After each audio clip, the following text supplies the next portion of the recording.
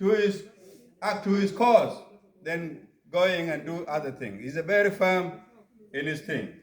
According to Joshua chapter 24, verse 15, Joshua said, "But as for me and my house, we will serve the Lord." For those of you who have received or who have seen the bulletin, we put 3 Bible texts. One is from Malachi chapter 3 from verse 8 up to 11 that talk about robbing God or bring you the tithes into the house. And the other one, it was read by Bomkos, it is from Proverbs chapter 3 from verse 9 up to 10, talking about the tithe, that offering, and then the first fruit. And then the other one is what I've just mentioned. Every Christian journey begins with a choice. That's why we say, I have decided to follow Jesus when we are having a baptism. Whether to follow God wholeheartedly or to compromise with the world. God is not calling for a half-hearted devotion, but full commitment. Today, we will look at what it means to make a strong commitment to follow God in every season of life. First point we are talking about, it would be commitment. And the second thing would be many matters.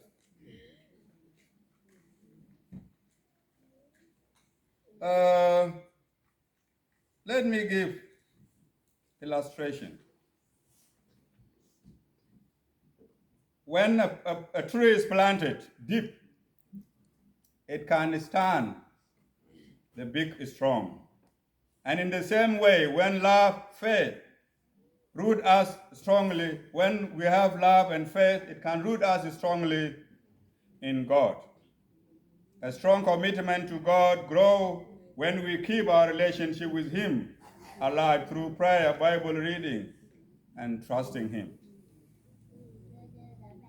Many is one of the greatest tests of commitment to God.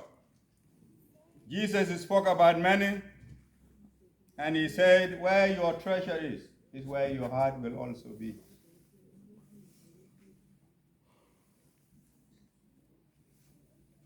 How we handle money show whether our heart is truly surrendered to God or not. Many believers pray for blessing, yet unknowingly live under a curse.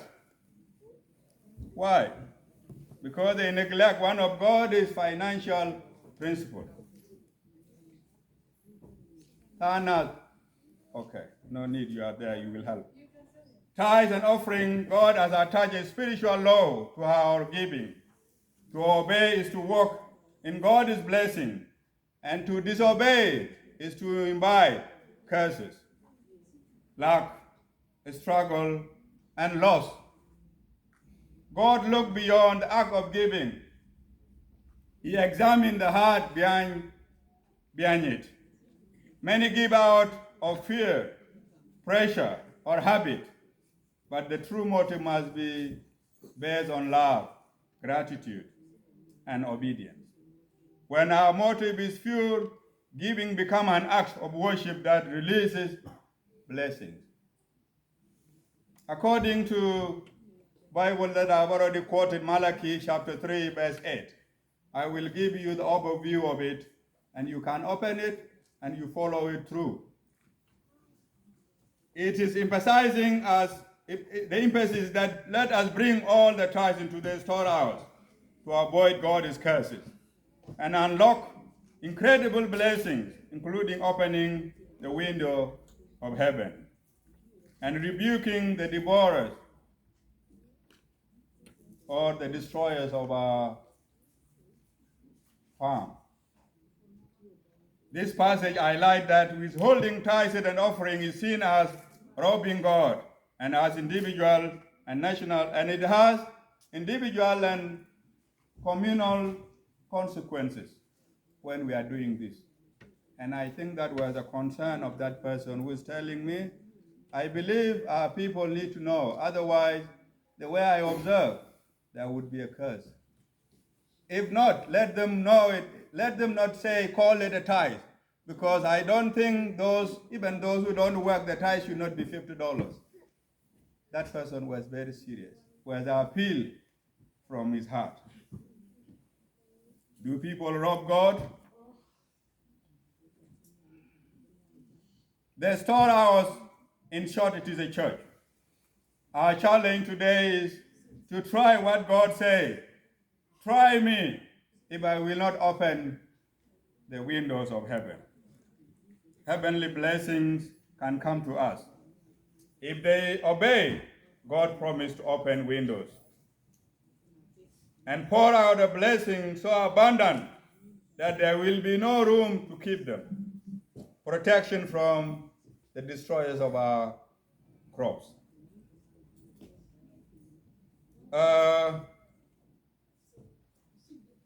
Let me give you 3 key points about the commitment, then I will transit to the next point. What does it mean when somebody have a strong commitment? We say commitment, it is someone who is willing to do a certain thing and can even let others go, like the example I shared. And we can learn from Joshua. What we can learn is that commitment begins with a decision. Like James decided that he should not leave this. Joshua said, if you guys are not worshiping God, I and my family, we will worship the Lord. It is not automatic.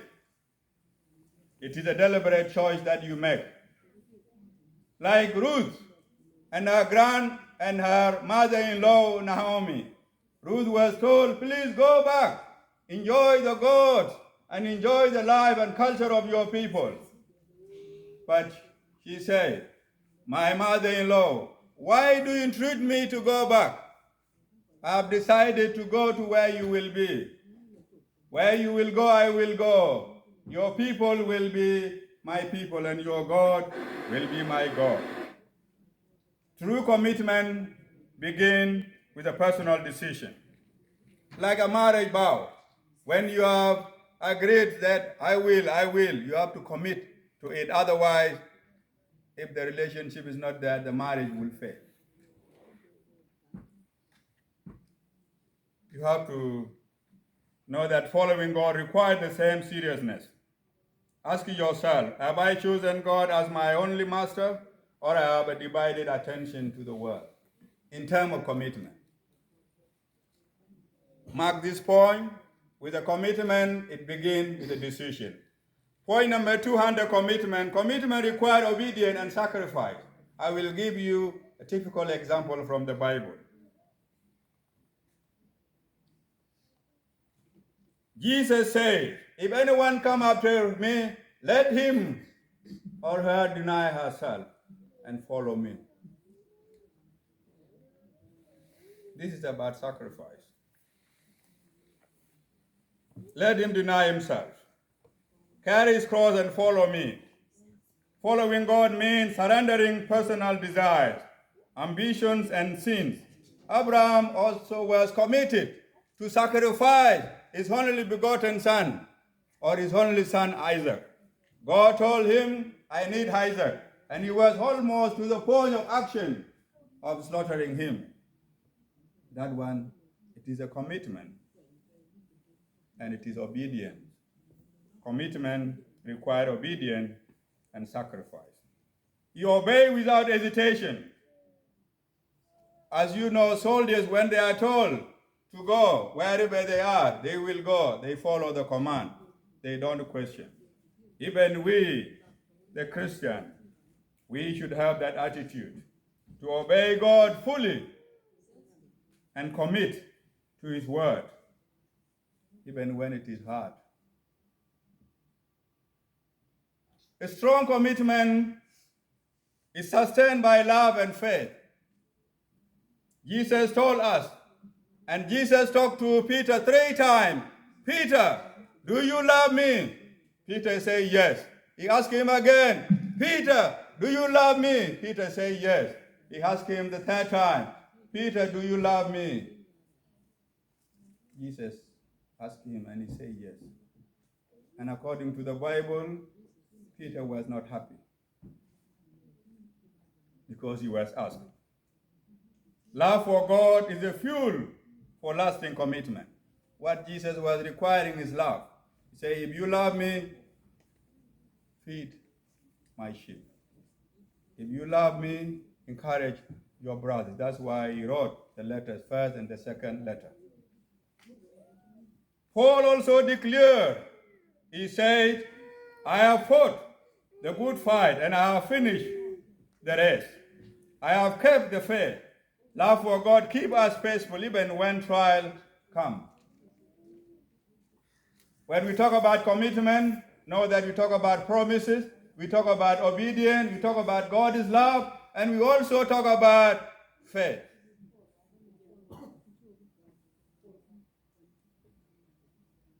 To follow God with strong commitment, you have to decide wholeheartedly. To follow God, to have a strong commitment, you have to obey Him, even when it requires a sacrifice from you. And to have a strong commitment is stay rooted in love and faith. That is why Paul said, even if I'm a great orator and I have no love and I have no faith, it's nothing. He's talking about commitment. Now I'm done with point number 1. What is point number 1? What did I talk about? Those who are sleeping? Commitment. What does commitment require? Decision. It requires what? Sacrifice. And it requires faith. We are done. Now we are moving to point number 2. Is it possible that we can rob God? That is the question that was posed by Malachi, chapter 3. And the answer is that yes, you cannot deny. You rob God in tithe and offering. We rob God of what belonged to Him. God called it a curse, not because He hates us, but because disobedience shut the door of heaven. First fruits. How many knows about first fruits? The same person who talked to me, he said, you guys, do you know what it means by having a first fruit? For those who have been in the village, the first fruits, the first thing that come, fruit that come, you get them from your farm and you bring them. I think Elder Gatkek will remember, we benefit from this, and Pastor John in Gambela, when somebody brought the first fruit. The first quality one. These are the one called fruit. But in Adventist, we all lump sum them into offering. And we talk about tithe. That is the obligation. We are just returning. It is not a donation when you are paying tithe. And we talk about offering. My people, the motive is more important. First fruit, honoring God first, symbolize that God is first in our life. He deserves the best, using anything for ourselves before we use anything for ourselves. The motive is honor and priority, putting God first in all things. But there are some who may have wrong motives, treating God as an afterthought, leftover. And one elder from Sunday Keeping Church, he told people, and people say he was insulting. He said this. He said the offering and tithes of Sudanese churches, they make a big noise, guru, guru, guru, guru, guru, because they are all coin. If somebody have got note and there are no coin, he's not giving anything, because he thought what God need to get is coin, the remaining one.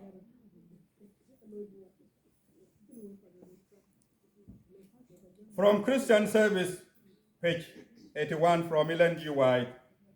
Let God's portion be the first set apart, the direction given by the Holy Spirit through the Apostle Paul in regard to gifts, present a principle that apply also to tithes.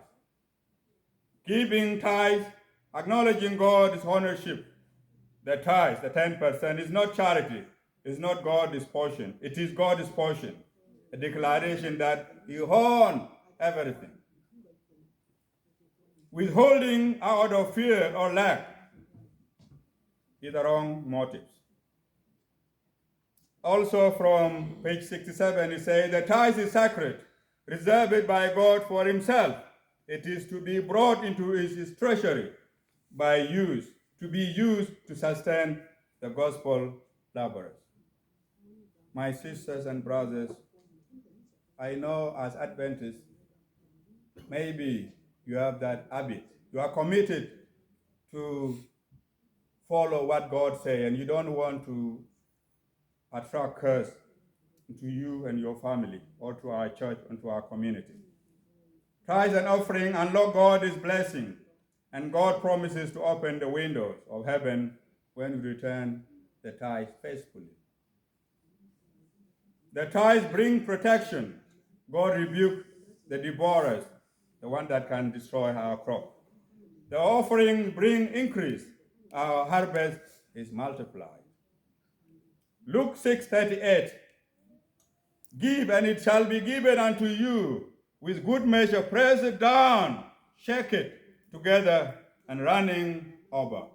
This one, God is talking about the blessing. Tithes and offering are a test of the heart. God does not need our money, but He tests our faith and obedience.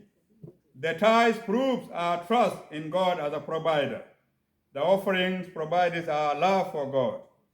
Matthew 6:21 says, for where your treasure is, there is your heart be also. God examines the heart. That's why from Jesus' time, there was a lady, a widow, and Jesus said, she has given much.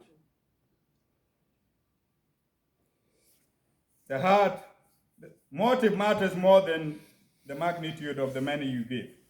The widow's two mites were worth more than the rich man's abundance because of her motive. From page 176 in the same book, God estimates the gift by the motive which prompts the giver. Motive of faithfulness, offerings, motive of love and gratitude. First fruits, they measure the motive of honor and priority. When we give with right motive, our barns will overflow. Our hearts are blessed, and God is glorified. As we say from children's story, it is more blessed to give than to receive.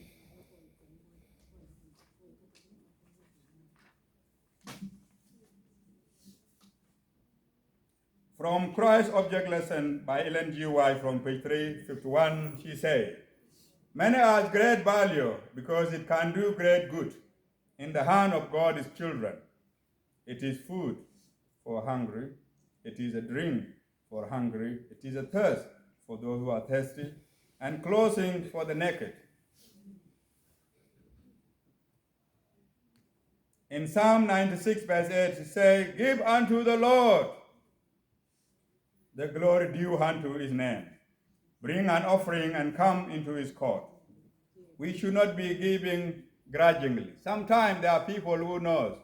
Even in our church, I told people of Myanmar, they laugh. I say in our church, we sing a song, Anana wa safira kabasuala, Anana wa safira kan kabasuala tali. I say this one, it is a serious song because somebody by the name Ananas and Safira, they were lost in that action. And people, they just pull their money. Say, oh, that could be good. Yes, but God does not want us to be because we are pushed. No, we should not give because we are given pressure. We should know that, yes, He's the one who owns everything. I'm done. Now I'm only coming to practical action, how you can make it, this commitment thing. How can you make this offering and tithe that God say He will curse the whole nation because of you. He will curse the whole community, the whole church because of you. And He will also curse you and your family because you are not doing much. You are not doing the right thing. You are not following God's principle. Commitment means using money as a servant, not becoming a slave to it. I think you have read one of the quote there. It says, somebody who's a great writer, he said, money is a bad master, but it could be a good servant. You can use it to do whatever you want to do. And the Bible, Paul says in Hebrews chapter 13, verse 5, content with what you have. God owns everything. Are you steward?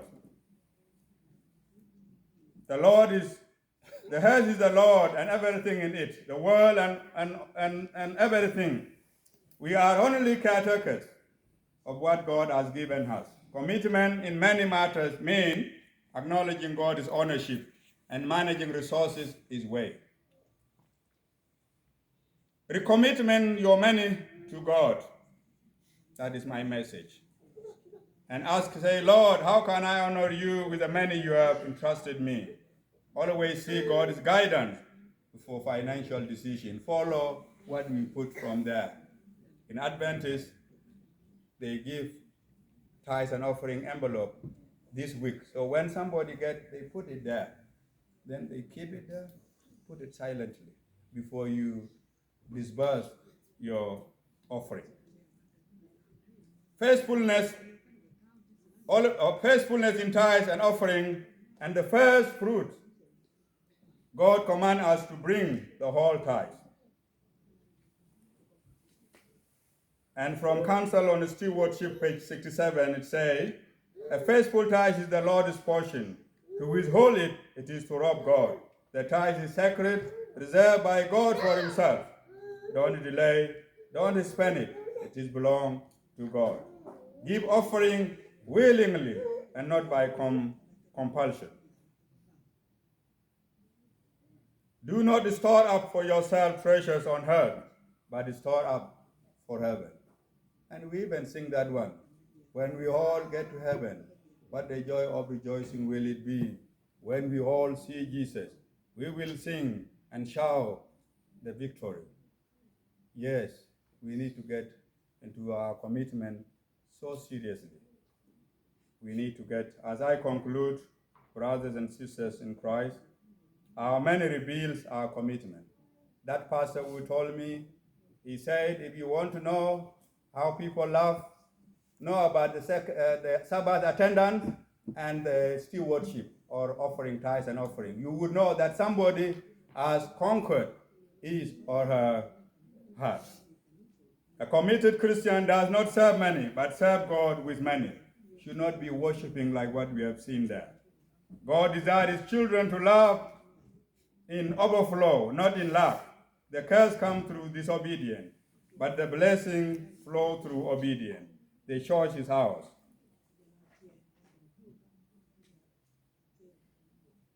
My appeal to you,